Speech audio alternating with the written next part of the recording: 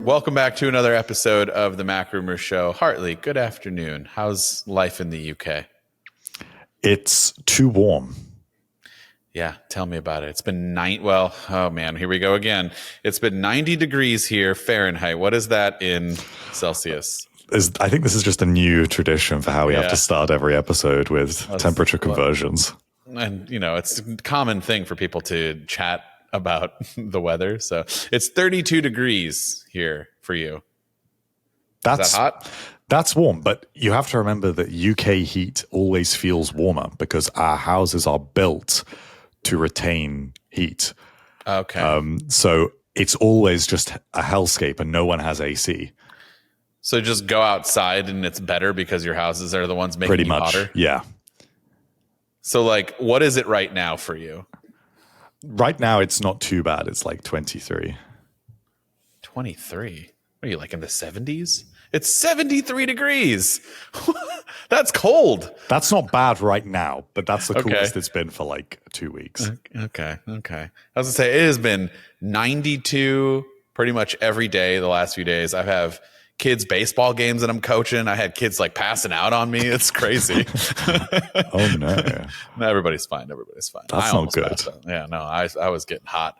But speaking of getting hot, this is a good transition because the iOS 26 beta was on fire. And I'm happy to report that beta 2 has since come out. And one of the changes in beta 2 is that my phone gets significantly less warm, which is fantastic. For the first week I was running beta 1, I was storing and charging my phone in my refrigerator. So I would get my Anker battery pack, plug it into my iPhone, and then put it in the refrigerator. It was outrageous. Now listen, we have to do our usual disclaimer. It is a beta. This happens quite a bit with any beta, especially the first one. Now, the reason why we're bringing this up is because what Hartley just said. Beta 2's come out. Hopefully, he no longer needs to store his iPhone in the fridge because it is so much more improved already to the point where it's also unfortunate timing. I couldn't take it anymore because I don't use a case. So it's significantly hotter on my hand. I was getting really annoyed by how hot this device was getting, how poor the performance is because the internals are getting hot. So like, it's just kind of goes hand in hand. And then so that Monday, it came out on Monday, and on Monday morning, I downgraded back to 18.5. Didn't think about, oh wait, beta 2 is probably coming today or tomorrow, so I should like wait and see. But it's fine. You all should wait for the public beta. That's when I'm going to go back to it. And yeah, so of course, I probably could have stuck with the beta 2 now that it's a lot cooler and it's performing a lot better. But there are other changes, Hartley, to some of the things that people kind of didn't enjoy. And this is why it's always a good idea to just pump the brakes when you see the first beta and just hold off because things could significantly change or things could just not show up at all, like we've seen with some other features. But yeah, I mean, we got some control center changes, which was that the biggest thing probably from the transparency perspective that it was hard to read? I think it's one of the most noticeable things because in beta 1, there is a small amount of blur that appears behind control center to differentiate from the background. But a lot of the complaints centered on the fact that with liquid glass, you had transparent glass icons floating on top of, say, your home screen, which is also icons. And this meant you could really struggle to actually see what you were trying to access. Now, Apple has significantly increased the amount of background blur. So there's less transparency there, so that's a little bit of a move away from liquid glass, I suppose, in some senses. But it is definitely way more functional. And there are some other usability improvements. I think that's the biggest takeaway from beta 2 here. The other one that stands out to me are the changes to the UI in Safari, which in beta 1, I was a little bit surprised by because they were really not very intuitive. But now things seem to be moving back in the direction of actually just being a lot more like iOS 18. I wonder if there was like two people who have kind of final say, but like couldn't agree on how they wanted it to go. And one person wanted the buttons at the top and had it look the way it was on the initial beta. And the other person was like, fine, you know what? Let's just see what the public thinks. And if there's a lot of backlash, which there were some vocal crowds about it, then we'll switch to mine.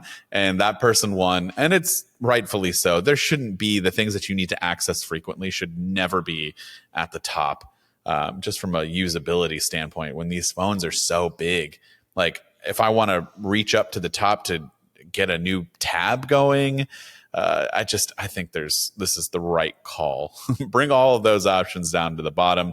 I also like the way it looks now, where you kind of have like beta. It's like, or not beta, it's tab and then privates to the left and the whatever like groups you might have to the right. And it's kind of like all one bar. It like makes plenty of sense to swipe through as opposed to having them so separated. It looked really weird. By the way, you can go to MacRumors.com and look up the article, or you can watch my video, shameless plug, where I go through all of the changes if you need a visual perspective to go with this. But I want to go back to the transparency thing real quick. Yeah, you're right that it just didn't look clean for Control Center.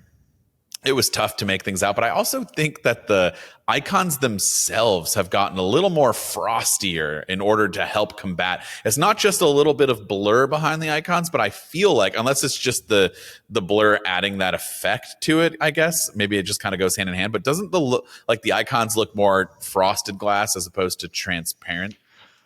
I think there's just been some refinement there, and I imagine we will see that continue. It's inevitable that in a first beta, things are going to be rough around the edges because it is not a complete piece of software. We have got months of iteration left here, and realistically, Apple will continue iterating through 26.1 and 26.2 onwards. This is a developing situation, especially with a design language that is so radically different. And Apple really needs to have the time and the space to learn what is working and what isn't. Hey guys, just want to let you know this episode of the MacRumors Show is sponsored by Cash App. What's the least amount of money that someone's requested from you? Seriously, someone sent me a request for $1. I thought they were joking, and they might have been, but you know what? I paid it because you can pay $1, you can pay $10, you can pay $100, you can pay $1,000, and it's so easy via Cash App. And what sets Cash App apart from the other apps out there is just how smooth everything feels. There's no weird menus, there's no confusing steps. You just open up the app and you send cash and you get it done. It's more intuitive, it's more customizable, it's just way less annoying than some of the other ones that I've tried. One thing I really appreciate is just how safe it feels. If a transaction appears sketchy, Cash App gives you a heads up before you hit the send button. It's like having a personal security guard, but for your money. Plus, you can customize your payments with notes, emojis, little animations. I don't know why, but it just makes things more fun. I've been Cash Apping money to my kid's swim instructor, and honestly, I put the little swim animations, little GIFs. It just makes it more fun to kind of spicing up each transaction or money that you might send to somebody. So for a limited time only, new Cash App users can use our exclusive code to earn some additional cash. For real, there's absolutely no catch. You just download Cash App and you sign up. And then just use our exclusive referral code, MacRumors, in your profile, send $5 to a friend within 2 weeks, 14 days, and you'll get $10 dropped right into your account. Terms do apply. That's money, that's Cash App. Thanks, Cash App, for sponsoring this episode. There's also a reduced transparency option. Now, I believe this was actually in beta 1. Yes, it was. It's available in iOS 18. Okay, so it's just an accessibility feature. Yeah, I've never looked into it, but now people are looking into it because there's so much transparency that if you do reduce it, I actually think it looks pretty good. You can reduce it quite a bit and make things even more legible if you're having a problem still with some of that. But so we got that change. There's a new ringtone. How do you feel about the new default ringtone getting like an alternative version, which they announced as Alt 1 or whatever? They didn't even give it a proper name. Well, this ringtone that it's an alternative version of, this sort of glassy ringtone, was introduced with the iPhone 10. in 2017, and it was exclusive to the iPhone 10. It was one of those features that was meant to make you feel like you had the latest iPhone. Yeah. So why exactly iOS 26 is the one to introduce an alternative version of that ringtone? It's more glassy. I don't know. We're going with a glassy approach, glassy song. And truthfully, like, I don't think I've customized a ringtone since I was like 12 years old. I don't think I've heard my ringtone since I was 12 years old. Actually, I'm a lot older than you, so I did not have a phone at 12. But yeah, I mean, who keeps their phone? Who keeps their phone on all the time with Ringer? It's just. But I mean, I actually I will hear my phone's ringtone if I removed my Apple Watch, but I just don't care enough to change it. Sure. Sure. I don't know. I think the whole system of alerts and sounds across the platforms really needs to be consolidated, because it bothers me that the text notification on the Mac and the iPhone and the iPad is different to that of the Apple Watch. And so you associate these things differently. And I would really like to see a far more consistency with what these sounds mean. And I know that Apple tried to, with the Apple Watch, establish a unique sort of set of sounds. So even the calendar notification on the Apple Watch is unique to the Apple Watch. But then when I don't have my Apple Watch on and I hear this noise on my phone that is the noise for reminders, I almost never hear that. So I'm thinking, what is that noise? Yeah. And I think we're getting beyond that a little bit. It's a bit like how Big Sur introduced those unique Mac icons. And now Apple has said, okay, enough of that now, just the same icons across every device. Maybe it's time for the same sounds across every device. And I would also say probably ringtones. I would like to be able to understand whether I'm getting a FaceTime video call, a FaceTime audio call, an actual telephone call, or a call through a third-party app based on that ringtone. I think that sound is so important in the system, and I know that a lot of us do just leave these things on silent now. But if you don't, then that experience really should be consistent to me. I'm convinced that every time we say a lot of us do X, Y, and Z, that it actually is just us. There's a lot of other people who are vocally telling us, like, we don't do that. So I will be willing to bet that a lot of people will say that they keep their phone on Ringer so that you can hear what it is. I just never I do. go through, truthfully, I go through phases with it. So I will have a few months on silent across everything, and then I will actually sort of miss getting a little text ping. So I'll turn it all back on, and then eventually it will drive me so crazy that I turn everything back on silent again. And it's just the cycle of life. I think that's what it is for me. If I turn it on, it's going to drive me insane. So I just almost don't. I sometimes do like it on the watch, though. I will say the little ding that comes through is really quite nice. I don't know why. And it's different. Like you said, it is a little bit different enough to be like, oh no, that was my watch. I know what this is. There are some other changes, but they're all kind of minor. I mean, there's a new radio widget. You use Apple Music. Do you listen to live radio? Because now you got a live radio widget. Occasionally I do. I haven't actually investigated this widget yet. It will be most interesting to me if I can customize the stations that are shown there. If I can't, and it's just like Apple Music One, then how useful is that to me? I don't use, I actually do use Apple Music for radio stations. Like the local like sports radio station that's around here, I can play it through Apple Music, so I don't have to download another app, which is nice. But when I added the widget, it did not change the ones that are pre-populated. So I don't know if that's something that you just need to use the app more, or my guess is it would have done that. It probably is those 6 default. Yeah, which is a shame because Apple Music it's stations. Quite literally Apple Music One, Hits, Country, Musico Uno, Club, and Chill. Not the most eclectic of things, but I guess it's maybe got something for everyone. It's better than nothing, and yeah, I like to see Apple adding new widgets. They've added some really good new Apple Music widgets over the last few years. Same goes for Apple Podcasts as well, actually. So yeah, I'm always happy to see more widgets, even if this one is not going to change my life. Here's the one thing that kind of made me laugh a little. Low power mode. The description got changed. The low power mode hasn't changed, but the description's changed. And in my mind, low power mode has now changed, because what it used to say before was that just background activity would be reduced, like downloads and mail fetch. Now, technically, it's a very vague statement. They said like these two things, not just these two things. But in my brain, I read, yeah, it's mostly just these two things. If you look at the new description, background activities, processing speed, display refresh rate and brightness, and limits certain features such as 5G, iCloud syncing, mail fetch, and more.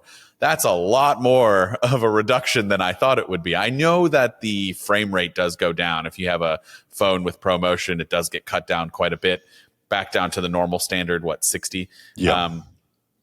I did know that was a thing, but like I just seeing all those other things, I'm like, whoa, I don't know if I want to turn on low power mode all the time now. I can never sort of make up my mind about low power mode. So I actually use it a lot, but I have no idea how much difference it's making to anything. Yeah. I'm always terrified of running out of battery. So when I go out for like a day and I know I'm going to be away from home all day, I will turn it on immediately. But I honestly don't know. I think it makes more of a difference on the Pro iPhones, because then you've got features like always on, you've got ProMotion as well. And both of those things use a lot of power. So I can understand why that would make a difference. But ultimately, like the phone is still performing the same functions. So I imagine, I know some people have done some tests on this, but I think as far as I recall, it actually works out to a real world difference of like 5%, if that. It's not a major difference. It's better than nothing, and probably is better when you get to 20% and then it turns on automatically to just squeeze out an extra little bit of battery life at the end. But it's the difference between getting an extra 20 or 30 minutes out of your device rather than hours. But I suppose that's understandable. What I'd like to see is a super low power mode that actually makes some really quite dramatic differences that I could turn on when I drop below, say, 10%. And that does things like really reduces the screen brightness and disables even more of the cores in the chip. And I know that would deliver. If you could just like do like call, text, and GPS would be like the only three things if you need, super, super low power mode like that, where it's just restrictive to those three things. I agree. And it will be interesting to see, because one of the rumors we had going into WWDC this year was about an Apple Intelligence driven power saving mode. And then these rumors got muddled up with the iPhone 17 Air. And because this did not appear at WWDC, presumably now this is going to be something that is unveiled later in the year and probably will also come to the Pro iPhones. So I wonder if that adaptive power feature will actually have that capability where it can work like a conventional low power mode and actually disable very little. But as your battery reduces more, it can take more and more extreme measures as required. Yeah, I haven't tried it yet. The option is there, but well, that's the adaptive mode. I'm talking about the rumored like Apple Intelligence battery mode. Oh, okay. Well, you said adaptive before. You got me confused for a second. Which I mean, I assume those are different, right? The rumor model might have in my mind confused here. In my mind, these features are not different to me. I just think that someone saw this like setting in iOS 26 and thought that it was going to be more than what it was, and they like leaked it as like an Apple Intelligence thing. I don't know why. In my mind, they're the same thing, because honestly, what you just described, and you said adaptive in your description, so that's why my brain immediately went to that. Like, it's already out, so I don't know. Maybe there's something more. That would be cool if there was, but I feel like this is the feature. You may well be right. I haven't tried. I don't know. I mean, I don't know, but I haven't tried it on the beta yet either. So maybe when I jump back into iOS 26 with the public beta, I will turn it on and see if I notice any improvements. But it's also just like so hard to tell. You have to like really, really pay attention to how you use your phone and where battery levels are, unless it's like a drastically noticeable difference. Like I've been using my phone all day and I'm at 80%. Like that just never happens. Like how else are you going to, you have to really pinpoint and write things down. But yeah. And then I think the last thing that I wanted to bring up was the wallpaper got that parallax effect, the kind of 3D looking movements. Oh, yeah. For the main one. For some reason, that wasn't live. I don't know. On the first one, but they showed it off. Yeah, so there's just some nice little updates in beta 2. It'll be interesting to see what we get throughout the course. I'm guessing beta 3 will be like right with the public beta, right? I assume so. It might be beta 4. Okay. Well, we're close. I mean, public beta is in July. That starts in next week. So, yeah, iOS 26. Okay, so a couple other things that we wanted to discuss, some stories this week. Non-beta related, non-WWDC related, because that's kind of the only other thing that we've got. Apple is internally discussing whether to bid and acquire Perplexity AI. And I can immediately tell you that I don't understand what there is to talk about. Just go ahead and do it. Like, what are we doing? Just do it. I'm surprised you haven't done it already. I don't know. Maybe I'm wrong, but I would love to see Apple make some more acquisitions in general. I think that they should be braver in acquiring companies. And I think that sometimes opportunities in the past have been missed by not doing that. I think the biggest example is I think it was a big mistake to not acquire Tesla when it could have done that in around 2015. And I think that the whole conversation around what Apple's $1 billion car project was and is now no more would have been totally different. And I think that if there ever was going to be an Apple car, it would have made far more sense for it to be under another brand, just like Beats, and Tesla would have been the perfect brand to do that with.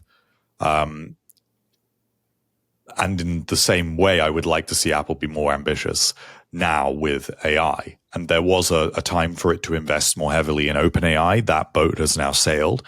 So Perplexity is probably the next best one. And the reason why Perplexity in particular is interesting, as far as Apple is concerned, is because Perplexity is search related. Apple's search is generally pretty weak. So on the App Store, it's never been that fantastic. Certainly, I know Apple's just revamped it in the latest version of macOS. But Spotlight has had some really quite major issues with really basic search. And of course, we know that it uses Google in Safari because of this $20 billion deal that Apple has with Google. Now, the Department of Justice may well just shoot that deal down in the next year. So Google may not be the default search engine on an iPhone, on any iPhone. You may be able to select that yourself, but it won't be the default. If that's the case, then what a perfect time to actually move to an alternative, like making Perplexity the default, owned by Apple, and integrate it into Spotlight across all devices, and also have it underlying search everywhere else across the system, whether that's in the App Store or even in things like Apple Notes. I think it has a huge amount of potential. And Perplexity is it's not really a chatbot. It's more of a sort of research tool, and the way that it compiles search results to provide a much richer, much more sort of modern feeling search experience, I actually feel is quite compatible with Apple's vision and the sort of where Apple could go with AI, where I can imagine them going. Yeah. The only thing to mention about this is that if Apple was to do this, this would be the biggest acquisition they have ever made by a long shot. So when they acquired Beats, they acquired that company for $3 billion. Perplexity is now worth at least $14 billion. mean, Apple's got the money, though. I mean, Apple has the money to do it, but yeah, this would be a huge acquisition. I would do it in a heartbeat. I don't think there's anything to think about. You just listed all of the reasons perfectly. It is more of a search engine based thing, but it can still be used in a Siri style chatbot. It could still have tons of value for the engineers who could incorporate it in some way, shape, or form into Siri, into the general search engine for Safari, all of that stuff. I just think it makes loads of sense. Give us a key for it too. Replace camera control or something and make it the Perplexity key or whatever Apple's gonna, they'll rebrand the thing. But like, I think they're so far behind at this point that we need to do something, and this is the fastest way. I give them credit for trying to do it in-house, but I think at some point you'll still be doing it in-house, but just with a lot more help. I will be surprised if they actually go ahead with this, because the reports are that Apple is quite close to developing its own AI tools that are comparable to that of GPT-4. It's just not ready for public release yet. So in all likelihood, next year's WWDC will focus on Apple Intelligence and probably will see the unveiling of a chatbot. That chatbot probably won't be released right away. It probably will be something that is staggered to late 26, early 27. But it is not that far away comparatively. And I think that by then, all of this catch-up will start to be coming through. Yeah, but didn't we talk about this before? That by the time this happens... That's true. The competitors are going to be so much further ahead. Gemini is going to be, it's already light years better, and OpenAI, we already know that. Think about where they're going to be by the end of 26. So if you can acquire something to help speed up the process, give you more assets, give you more valuable engineers and IP and all the stuff that you need, I don't know. I mean, I get it. $14 billion. We say they have the money, but that is a lot of money still. So you can't just do it as nonchalantly as I'd like them to, but I just think they need to look into this a little bit more if they're not already. I'm sure they are. But if they are that close, I don't know. Got to step it up somehow. I agree. I think it would be a good step. I'll just be very surprised if they do it. Okay. The last thing I wanted to talk about, it's going to be a little bit of a shorter episode today, but the last thing I wanted to talk about, although who knows, we could probably talk about this for 2 hours. Colors, new iPhones, rumored to be colored. And this is the standard iPhone. So do your takes not really, do you not have as strong as takes because it's not a pro phone, so likely one that you wouldn't use on a daily basis? I have equally passionate feelings about well, how do you feel? Color options. How do you feel about the 17 coming this year in a green and purple? Does this interest you at all? It interests me because I am not a fan of the iPhone 16's color options. I know a lot of people like the ultramarine. I personally don't. I think the best iPhone colors ever released were the standard iPhone 15s with those very pale, muted, frosted colors, but with a load of options. Let's see. And in particular, I think the idea of this sort of pale purple, there's no purple iPhone 16 right now, a sort of pale purple iPhone 17, I think actually could be incredibly popular. I'm looking at the green from the 15 and the green rumored for 17. Granted, it's just mock-ups, but they look kind of similar. So you liked it, so I guess that's what you're going to get. And a purple one is fine. I don't know. These do nothing for me. I'm not going to be using these colors, these phones per se, but I do think it's time to bring it back again. The conversation of the pro colors. We need to do something. I cannot take another variant of gray or blue. Why? Because it's so boring. I'm just going to get black this year. I'm going to get white. Why? Because I've had natural for 2 years, so it's time for a change. Dude, I'm doing black, I think. I don't know. This one's fine. This is the goldish one. Sometimes it's pink, sometimes it's gold. I don't know. I'm so underwhelmed by the colors and I get it. Who cares? Most people put a case on it. It doesn't matter. I also ask why. I feel like in 2025, you shouldn't be putting a case on your phone anymore, unless you work in like construction or somebody who's like a place where consider stuff like cars. Yeah. The most popular car colors are like white, black, gray. Yeah, it's real simple. Yeah. I know. My take is incorrect. I'm well aware. It's just, I'm just so bored. And listen, even if they made like, okay, yeah, we always joke like I'd want an orange iPhone. Even if they made an orange iPhone, I would get it. But I don't know that I'd love it after a couple of months of like being the loudest person in the room. I'm already vocally one of the loudest people in a room. Could you imagine just that guy walking in with an orange phone? People are going to be like, come on. This is ridiculous. That's why I think that Apple's strategy with the Pro iPhones is not too far off base, because they provide white, black, gray, and then something else. And that something else changes, but those other ones stay the same. And I think when they started doing this with the Pro phones, when was this in?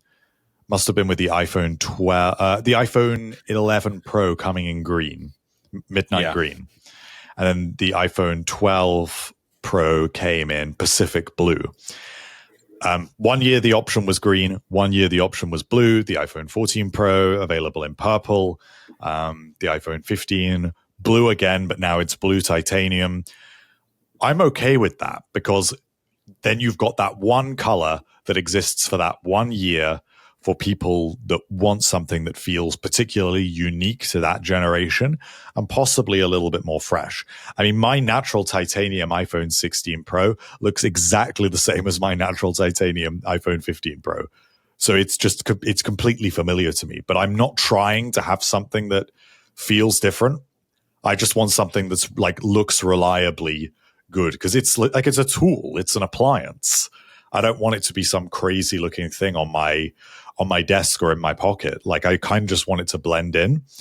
And that's good for me. That works for me. But I think that providing that one option of a color for people who don't want that is good. Where Apple's maybe got a little bit misguided with this in recent years is it worked great with the iPhone 11, 12, 13, 14. But the iPhone 15 Pro's blue was really very, very dark. It was almost black. And then the iPhone 16 Pro has lost the blue and added gold, but the gold is barely gold. It's like champagne white. It's gold with a hint of gold. I saw something yesterday about LaCroix flavors where it was like, a watermelon Skittle dissolved in club soda, which is basically how you get the flavor for those.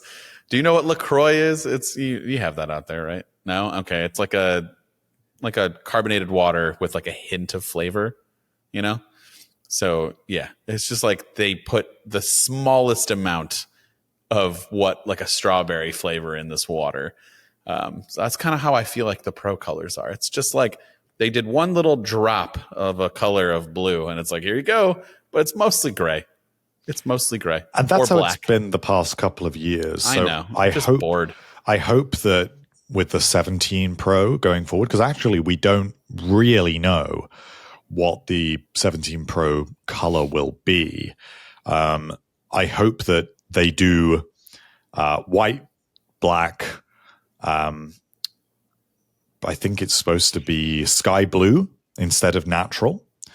And then offer something like, I don't know, like a hot pink or red or orange for the people that want that.